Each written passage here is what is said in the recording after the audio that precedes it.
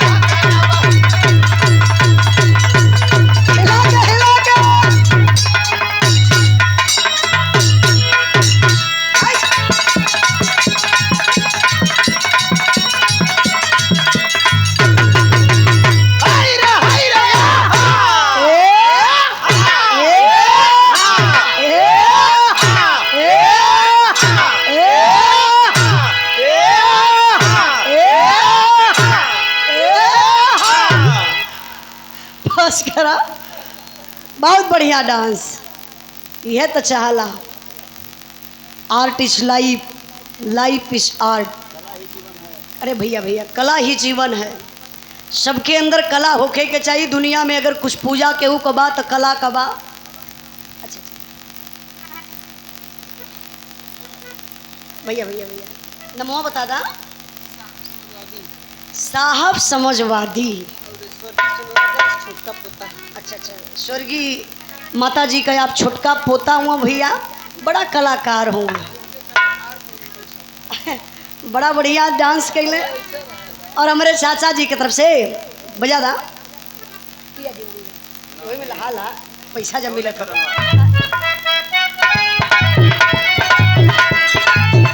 के हो दिल उल तोड़े बोदे के का टूटल हो? गोविंद भाई को टूट गल भैया। फिर गोल है कि ना, अगर रहा तो ही जोड़ ही देता भैया। तनी को थोड़ा सा कम करा, 0 1 के बीच में करा। मास्टर साहब बड़ी बढ़िया बात बतौलन, शीशा टूटे गुल मच जाए, दिल टूटे आवाज न आई, सांप डसे तो दोस्त बचाए, दोस्त डसे तो कौन बचाए। शीशा टूट जाई बुझा जाई, लेकिन हई दिल अगर टूटेला ना, इमें कोनो हड्डियों ना आ कि पता चल जाए डॉक्टर बता दे। प्यार ऐसा बीमारी बा न मर ही देले न जिए ही देले। विषव में नेहुरा छोड़ले रहले। हाँ, जौने रोग का दवाई न पैदा बताई तो जनिहा की प्यार हो गए। कोई अंगुरी से अचरा लपेटी लजाई तो जनिहा की भाग जाई।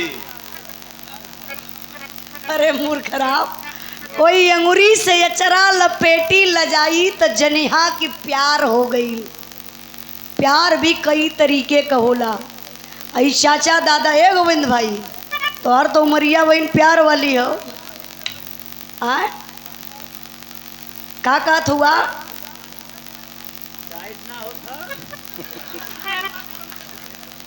टाइट मतलब आई पुरनिया दादो लोग प्यार करत रहले। अपने जमाना का इहो लोग हीरो हुआ। वाह, लेकिन लेटर से काम चला मैं। तो के कैसे पता कि लेटर से काम चला हुआ? ये मास्टर बता मैंने। हाँ हाँ, इनकर दिल रोज टूटेला, वो बता दे। पहले का लोग बतावे कि मोबाइल का जमाना ना रहे। एक दिन दूठे दादा बतियाओ तो ऐसे सुरती रगड़त हो, कहना कहो ढकेलू भाई, हमानों के जमानवा में प्यार होत रहल जो फूल मतिया रहल। अरे हम ना मिली का दादा अपने पास समझिया, संजोग से दादो रगड़ते हुए ऐसा रगड़त होगा तो कहो फूलमतिया ना मिली देखे के का। तो बगलिए में कक्का बैठल है ना, कहा तो देख ला मास्टर साहब इनहू को प्यार जागत है। तो कहत बनी कि पहले का बुढ़ऊ दादा लोग भी प्यार करत रहलन। ये बतौले कि कुछ लोग लेटर से काम चलावे। हमरे ही समझ में ना आवत है कि जे अनपढ़ गंवार रहल ऊ का करे। हाँ, वो खुरपा से निशान मारत चल जाए। कहाँ आए वही भट्ठा किनारे बैठल रहा। अब मान लो वही निशनवा पे दूसर के चल गल तब। हाँ, तो होई लाता मुक्की शुरू। ओ जे जबर फरीते रही। एकर मतलब पहले भी प्यार में रिस्क रहल। बहुत बड़ा रिश्ता रहा दिया। प्यार अच्छा भी बा तो प्यार बुरा भी बा। कजला बुलाती है मगर जाने का नहीं। आजकल जानते हुआ ड्रम सिस्टम चलल हो, कैसा फ्रीज सिस्टम चलत हो। तब का इतना दिल उल मत तोड़ा। कुकर वाला ना देखलू का? कुकर सिस्टम चलत हो। मर्द लोगन का चुरकी एकदम खड़ी बा। वाह, वो का है? जेकर बियाह भैल बा उ तो डराते हो, और जेकर ना भैल उ तो कस के कान पकड़त हो। तब का जुगाड़ से काम चलाला ठीक है। कंफ्यूज हो जात हो भी हवा कैल जा कि ना। अरे हम नीला ड्रम वाला बिरहा गौले रही मुस्कान सौरभ साहिल वाला। आप लोग सुन लो, यहाँ एक औरत अपने पति के विदेश से बुलाई के अपने आशिक के चक्कर में 15 टुकड़ा में काट के नीला ड्रम में भर दलस। वाह, सीमेंट का घोला बनाई कोई में तोपी दहलस। सही कैला भैया। काहे? जब वो 55 साल विदेश रहे तो उनके जियल है कौन फायदा? अच्छा तू पागल हुआ कि हम? तो ही पागल हो। अच्छा भैया तो बेकरे के बतिया का बा। अच्छा ये बतावा, मरद के कौनो विधा छुट्टी ना। अगर घरे हुआ तो कहीं का हो तू हम ही के रखे बैठल हुआ। ई 4 गेदी गेदा पैदा कैले हुआ तो कहाँ से खियबा? बेचारू अगर चल गई कमाए, 3 साल ना बीती तब ले हर दूसर जने हावी हो जाई है और उनके बुलाई के मर्डर करवाए के मेहरा रू फेंक देते ही। मर्दन का जान बड़े खतरा में बा। तो ये कौन भैया रहा ही? गोविंद भाई, बेवफाई में मत दी है वीरन। प्रेमिका केतनो घरे में बोलाई, प्यार करत हुई तब केतनो माई बाप का कसम खाई, कई मम्मी पापा का कसम आज न्योते गल हम केहू ना तू आ जा।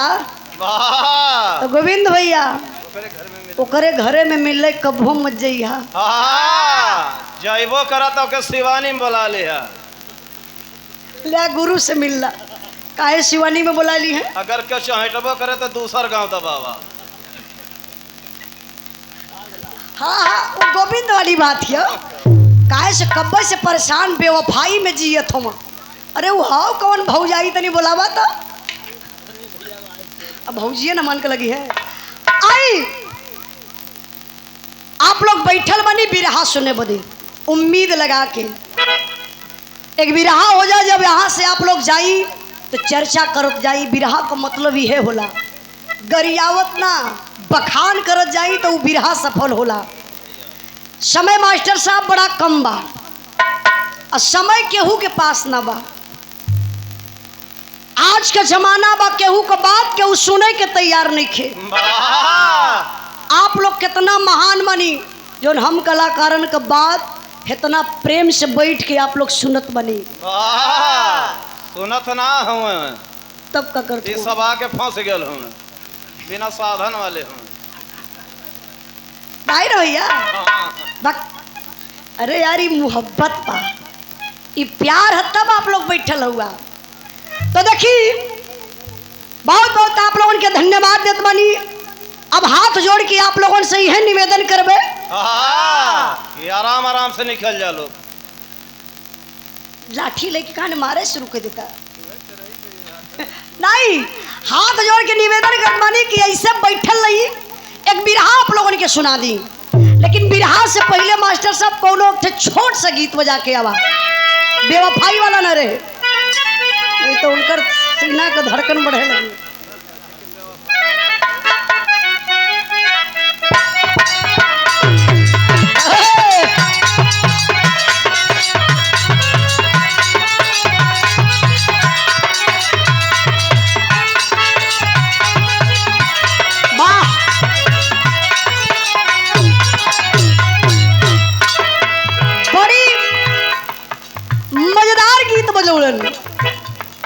बड़ी रसक गीत बा बड़ी साफ सुथरा गीत बा। परिवार में बैठ के लोग सुन सकेला। जब भी हम गाइला तो साफ सुथरा गाइला। हमार माई बहन लोग भी बैठे नहीं है ना उनके अंकुश न लगे। कैसे मास्टर साहब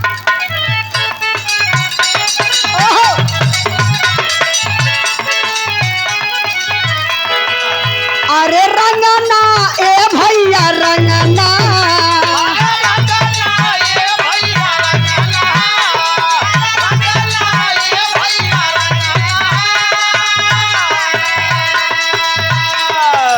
ओड़ी बिना रंगना कलाई बिना कंगना ओड़ी बिना रंगना कलाई बिना कंगना भौजी बिना अंगना सोहत नहीं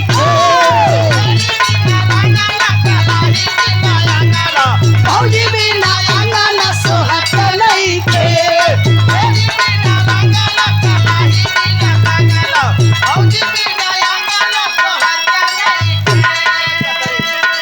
ककरी ए भैया ककरी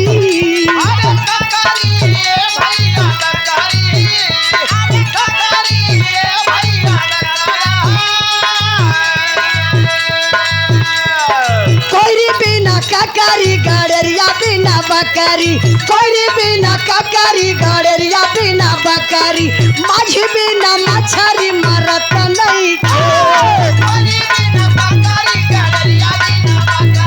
माझी बिना मछरी मरत नहीं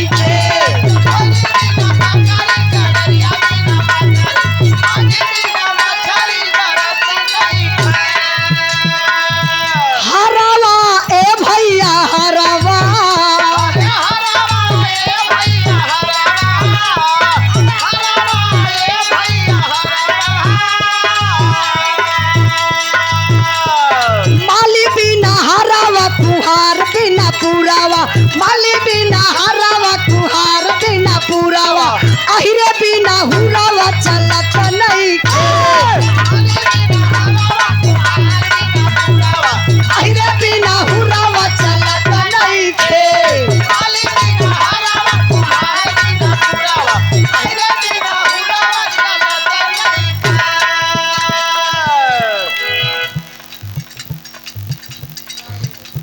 माली बिना हरवा, कुहार बिना पुरवा, अहिरे बिना हुरवा, चलत नहीं खे।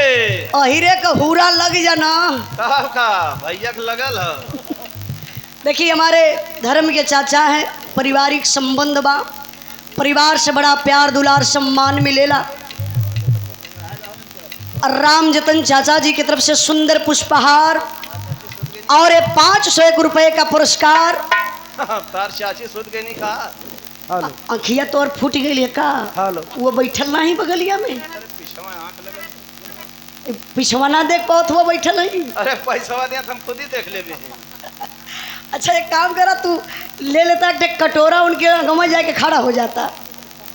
ये देखिए सुंदर पुष्पहार, 200 रुपए का पुरस्कार हमारे मामा जी बंसराज यादव मामा जी की तरफ से सुंदर पुष्पहार और 200 रुपए का पुरस्कार। आपके चरणों में बहुत बहुत प्रणाम। और हमारे राम जतन चाचा जी की तरफ से 500 रुपए का पुरस्कार और सुंदर पुष्पहार देके सम्मान कैलन। ए चाची, कोनो जरूरी ना बा कि उजाला रुपये पैसा पर बिरहा गावेली। उजाला तक गेहूँ 100 रुपये भी रहा गा देनी। जुगाड़े में हुए बोला ही ले ला। प्रणाम। यह तो प्यार बा। ये पागल आदमी है, वही से हम कहली कि कोनो जरूरी ना कि मन पैसा पर गाइला। तब का वो तो हम बुझत है ना। सुंदर पुष्पहार और 500 रुपए का पुरस्कार हमारे चाची जी की तरफ से। बहुत मेहनत कैली। जब हम शुरुआत में गावत रही है, जब लक्ष्मी जी चलत रही है, अब तो सरस्वती जी चली है, लक्ष्मी जी जब चलत रही है तो ये चाची हमार बड़ा मेहनत कैली है। जाती सबसे कहती चला, जब ले हमार बिटिया गावत थी तब ले इनका खाली हाथ रहे के ना चाहिए। हाँ पूछला क्यों बचल ना है ना। अब तू ही पूछला लगवे खड़ी है चाची क्यों बचल का। तब का दिखाओ। पागल आदमी हुआ। बहुत बहुत चाची के प्रणाम। आप लोगों के दिल से बहुत बहुत धन्यवाद।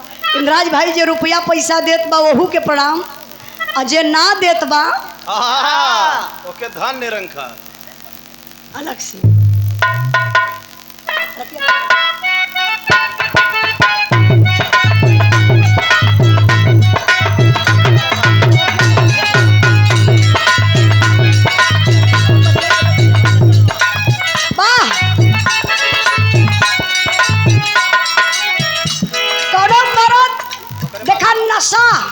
नशा मास्टर साहब, चाहे प्यार का नशा हो, ये कौन भैया हुआ हो, गोविंद भाई, चाहे प्यार का नशा हो, चाहे पद का नशा हो, चाहे दारू का नशा हो, चाहे मेहरारू का नशा हो, चाहे मेहरारू का नशा। नशा बड़ी खराब चीज हो। ले कोनो मरद तारी पी के आयल बा, जब आयल मेहरारू किया वो एक्शन लगल मारे, मेरे जान पीता नहीं हूँ। अब कौन पिलाता है रे? गम में पीता हूँ, कभी कभी पी लेता हूँ। कहत बा जब मरद पी के आयल तो मेहरारू को हलस का।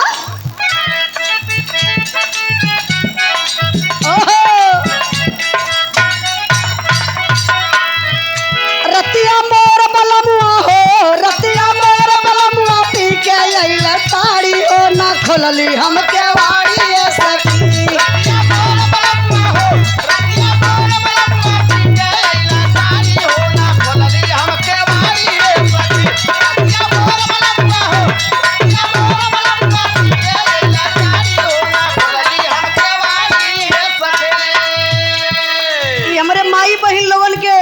दिल का गीत बा।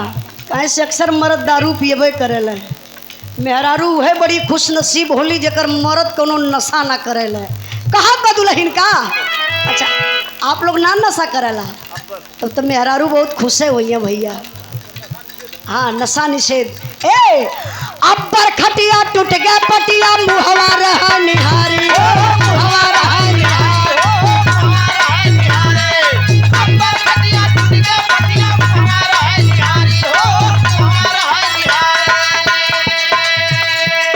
पतली कमरिया धा धा झोरा,